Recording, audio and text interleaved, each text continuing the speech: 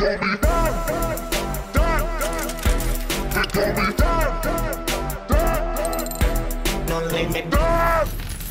morning, good morning, good morning, good morning.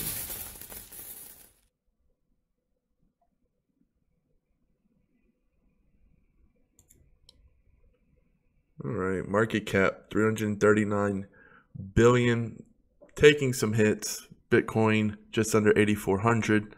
Ethereum at 628 bucks. Bitcoin Cash under 1,000.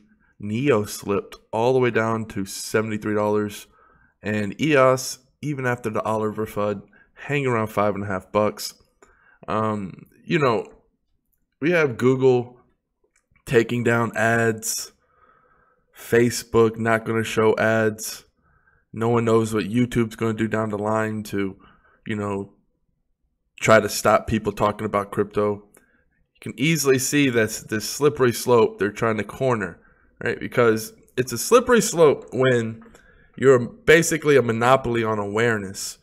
We had it in media with television, you know, when you had the news stations, you know, Disney, all these big corporations that pretty much ran the music industry or the movie industry. And we went to the internet, and this is what happens naturally. You have the people who, especially if they have sinister intent, usually doesn't start off sinister, but power corrupts. And what happens is the best rise to the top, and there's no reason to use 4 YouTubes and, you know, 5 Googles. And people, you know, and they have they're born from the depths of the internet. And here you are, you have YouTube, basically the monopoly. Everyone uses it. And if they cut you off, it's going to be very hard to get a message out there, especially when TV stations won't. You saw, you know, you're seeing what happens with commercials and crypto. A lot of news stations, a lot of TV stations don't have it. They won't allow it. So you can't advertise on TV. They're starting to make it to where you can't have ads on Facebook. It's pretty much a monopoly with social media. And then, you know, Google, pretty much a monopoly for search engines. They're not going to allow it there. They're trying to cut off the masses from ever hearing about it and ever seeing it again. All you're hearing is the bad things, and then they're not going to let you find any research when you really try to dig down. Because a lot of the people, it's hard. It's hard to find that good stuff. You know, a lot of people aren't scrolling on Reddit or scrolling trying to find, you know, good articles and good reads about crypto. No, they're trying to see a YouTube video, or they're trying to see something that's in their favorite news station, favorite channel. You know, usually it's a Facebook pop-up. But that's why it's important, because you have to understand the masses just don't care. You know, everyone accepted being spied on. They just accepted it, right? I mean, I accepted it by force. I don't, you know, I keep everything as low-key as possible. I always try to make sure that I'm protected my data, either using the Brave browser, DuckDuckGo. You know, I use Google sometimes by force when I just can't find something on DuckDuckGo. You know, it's just, you know, use the Tor browser when possible. It's just, it's very intrusive feeling. So that's where we are. I have 2 points about regulation I want to bring up. I've been data mining. I was actually, you know, I listen to every YouTuber, almost every YouTuber. If you have a channel, you can have 10 subs. I've probably watched one of your videos on 2x. I get a lot of value out of just the overall consensus, what people are saying, their moods, all of that. And, you know, I was listening to Ian Bellina. Sorry if I butchered the dude's name. Popular YouTuber. He had a good point on regulation, talking about we don't know when market makers are happening, when coins are being pumped. We don't know why. We don't know if the volume's real. There's coins that come out there that literally have artificial 24-hour volume. You know, things like that should be regulated, because then investors can get really screwed over. You see a coin, you know, 100 million 24-hour volume, it's pumping real high. And then, you know, it just dies 2 weeks later with no volume because the market maker walks away. That's bad for investing, because then that's tricking people, right? You shouldn't be able to trick people like that. That's dirty. But regulation comes with a fine line, because then, you know, I listened to Stan Larimer. I was listening to him last night on Blue Talk Rock. Good YouTube channel if you want to listen to Stan Larry Mar. They have some other good things too, but I go there primarily for the live updates, man, because Stan gives them out there.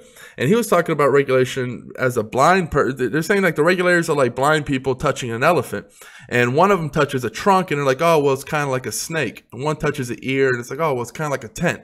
And one touches a tail, you know, it's kind of like, oh, it's kind of like a whip. And a leg, oh, it's like a tree. It's a side, oh, it's like, well, you get the point.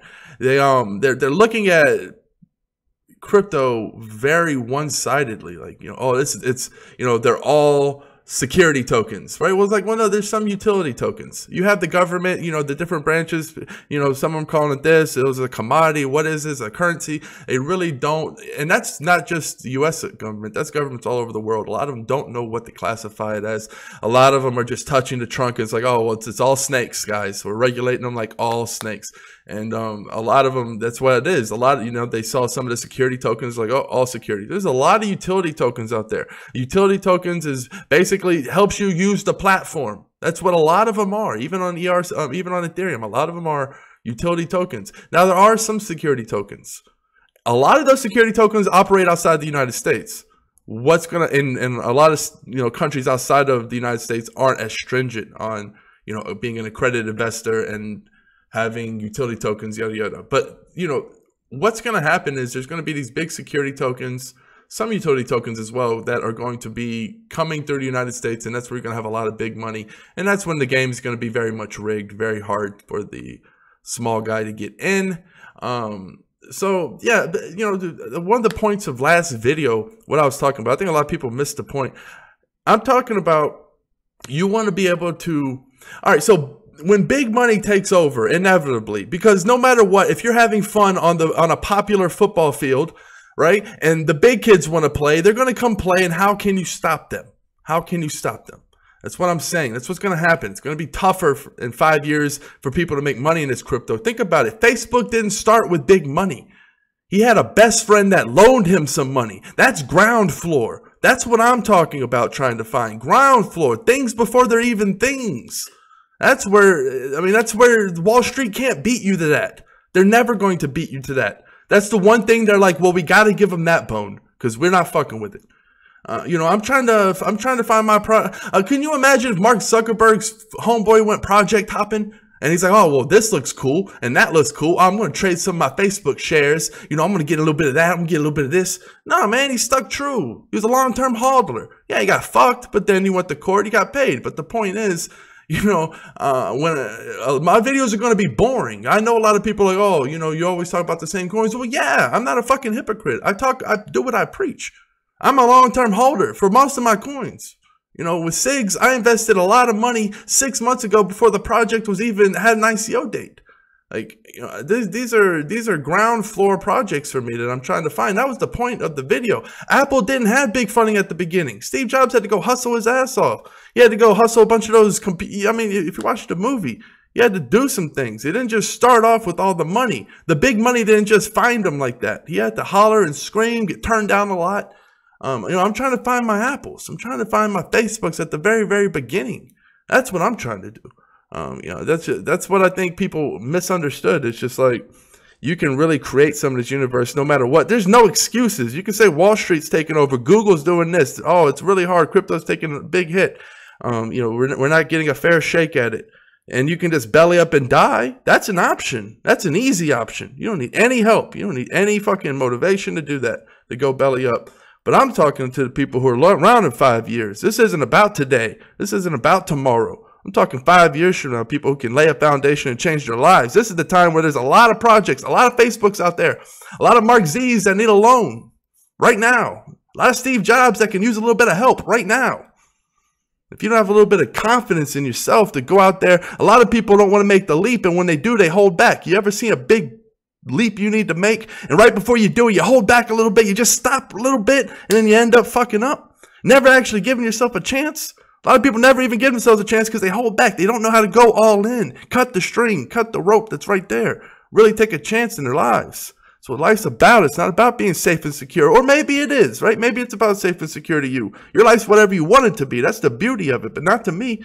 Not to me. I don't like safe and secure because that's when I know if I'm constantly safe and secure, that means I'm never taking a risk. You're never taking a risk, then what's the fucking point of this life? I don't want to just sit here and not do anything, and then I'm in a grave, and then I don't know what happens next. That's not what I want. I want to be able to spread my wings, and when I'm an old man, I can look back and be like, man, I fucked up, or man, I did good, but I'm glad I jumped. I'm glad I did what I wanted to do, so I don't have to deal with the regret of not knowing. Because even if when you do something and you fuck up, at least you know that, hey, this is what happened. The grass wasn't greener, but I can rest assured knowing that, you know, I wouldn't have to wonder what if the whole time. So, you know, sometimes when I'm talking of a video, I'm talking more of it's like one big analogy and a little bit sarcastic. And I don't know. I could just judge by some of the feedback that people weren't getting what I was saying. All right, so let me see. I had some notes written down. All this was this morning, but the computer restarted and I didn't save it. But yeah, just diving a little bit deeper into that, finding friends. Like, I've made lifelong friends doing that. Like Ralph, No Limit Coin CEO, he's like one of the best dudes I've ever met. He's like, I would trust that dude with my life. He's very, very trustworthy, very hard worker. You know, I mean, the dude gets it done. The silver mouthpiece, just one of the best dudes I know. So it's amazing what you're going to be able to find, the friendships you're going to be able to form, because you start off and you're like associates, right? You both have a common cause. So you talk to each other and it's like, oh, we're working together for something. But if that something wasn't there, you wouldn't have anything to do with each other. That's an associate, right? That's not a true friend. But then over time, you realize, you know, when you go through the battles, when you fight the FUD, when you do, you know, the ups and downs, all this, the planning, seeing it come unfold, you know, really putting faith in each other, you form a bond. And I'm just saying, there's a lot of good stuff out there. A lot of people are scraping the top when they need to open the lid and really get deep. They want to find what I found. So, I mean, just there's a lot going on right now. I'm gonna kill here on this. Once it's out on CoinMarketCap and it's been out a while, and a lot of people have talked about it, and the big investors get in. That's not really the time. Yeah, that's good for diversification. It's good for diversification. A lot of people want to get into.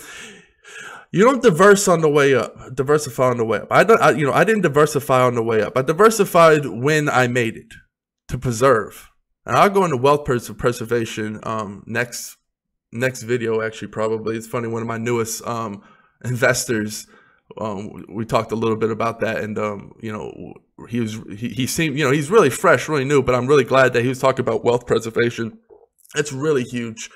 But you know, I'm not diversifying on the way up. I'm on the way up like a fucking rocket, right? You see it? It's like a rocket when those fireworks, and then when it blows up, you see all the sparks and colors that sprout out in all directions. That's me diversifying, buying all my shit, different things, right? But you know, you're not gonna get there if you're already, you know, think about it. If you're already diversified, you're not gonna shoot like a rocket.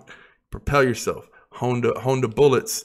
But even if I know about a project, guys, the project that I get in, that sounded weird, guys and girls, people, how about that?